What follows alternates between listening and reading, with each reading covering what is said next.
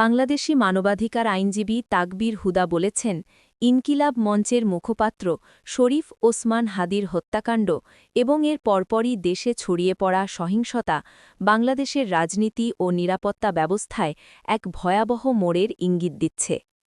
আল জাজিরাকে দেওয়া এক সাক্ষাৎকারে তাকবীর হুদা বলেন, বাংলাদেশে আগ্নেয়াস্ত্র দিয়ে সহিংসতা খুবই বিরল। সেই প্রেক্ষাপটে হাদিকে গুলি করে হত্যা করা নজিরবিহীন এবং এটি দেশের রাজনীতিতে এক ভীতিকর টার্নিং পয়েন্ট। তিনি আরও বলেন, হাদির মৃত্যুর পর যা ঘটেছে তা আরও উদ্বেগজনক।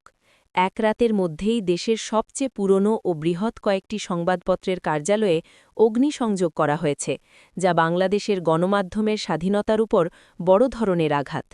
তাকবীর হুদার মতে, আগেই সামাজিক যোগাযোগ মাধ্যমে উস্কানোমূলক বক্তব্য ছড়িয়ে পড়ার পরও আইন-শৃঙ্খলা বাহিনী এসব হামলা ঠেকাতে ব্যর্থ হয়েছে। এটি স্পষ্ট করে যে শেখ হাসিনার ক্ষমতাচ্যুতির পর অন্তর্বর্তী সরকার এখনও নিরাপত্তা সংস্থাগুলোর ওপর কার্যকর নিয়ন্ত্রণ প্রতিষ্ঠা করতে পারেনি। তিনি বলেন, অনেক বক্তব্য ও অবস্থান নেওয়া হয়েছে, কিন্তু মাঠ পর্যায়ে নিয়ন্ত্রণ পুনঃপ্রতিষ্ঠায় তেমন অগ্রগতি দেখা যায়নি। 1 বছরের বেশি সময় পার হয়ে গেছে। আইনশৃঙ্খলা পরিস্থিতি নিয়ন্ত্রণে ব্যর্থতার কোনো অজুহাত থাকতে পারে না। তাকবীর হুদা আরও উল্লেখ করেন, সাম্প্রতিক ঘটনাগুলো শুধু এক রাতের সহিংসতার মধ্যে সীমাবদ্ধ নয়, পুরো বছর জুড়েই বিভিন্ন স্থানে গণহিংসার ঘটনা ঘটেছে, যা দেশের নিরাপত্তা ও শাসন ব্যবস্থা নিয়ে গভীর প্রশ্ন তুলছে।